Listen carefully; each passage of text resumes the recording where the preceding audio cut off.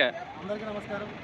ఈ రోజున మరి మధుబాబు గారి ఆధ్వర్యంలోనే మేమందరం కూడా కర్నూలు జిల్లా కలెక్టర్ గారికి మేము ఒక రిప్రజెంటేషన్ ఇచ్చామండి.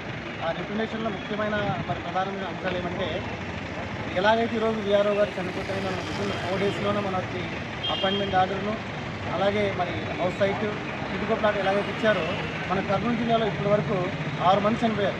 ఆ 6 మందిలో 5 మంది మున్సిపాలిటీకి సంబంధించిన సెక్రటరీలు ఉన్నారు.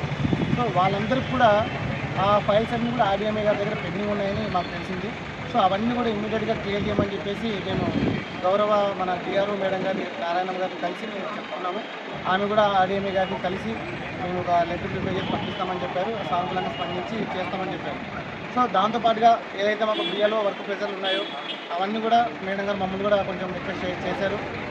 మీరు కూడా చూస్ చేసుకోండి, కొంచెం టెక్నికల్గా పని చేసుకోమని చెప్పారు.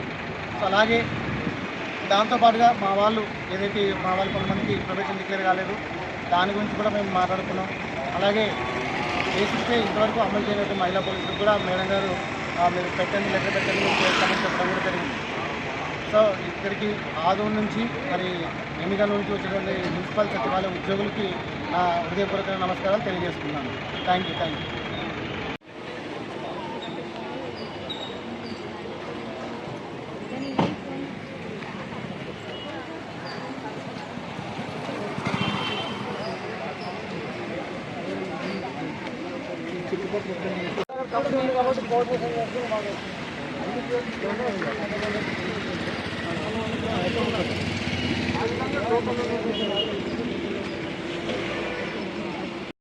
అందరికీ నమస్కారం. నా పేరు మౌలాలి. చనిపోయిన మొహమ్మద్ హుసేన్ గారి కుమారుణ్ణి.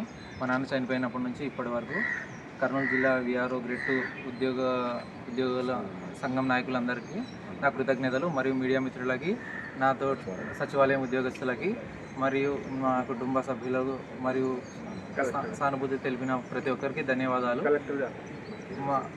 ఈరోజు గౌరవనీయులైన శ్రీ కలెక్టర్ మేడం సిరి గారు నాకు ఉద్యోగం కల్పించడం జరిగింది. కలెక్టర్ కార్యాలయంలో ఇంటి స్థలం కూడా మంజూరు చేయడం జరిగింది. ఇందుకు సహకరించిన ప్రతి ఒక్కరికి ధన్యవాదాలు తెలుపుకుంటున్నాను. ధర్నాలో పాల్గొన్న సచివాలయం ఉద్యోగస్తులందరికీ ప్రత్యేక ధన్యవాదాలు. నాకు జూనియర్ అసిస్టెంట్గా జాబ్ ఇవ్వడం జరిగింది. మరియు మీడియా మిత్రులకి అందరికీ ధన్యవాదాలు. Thank you.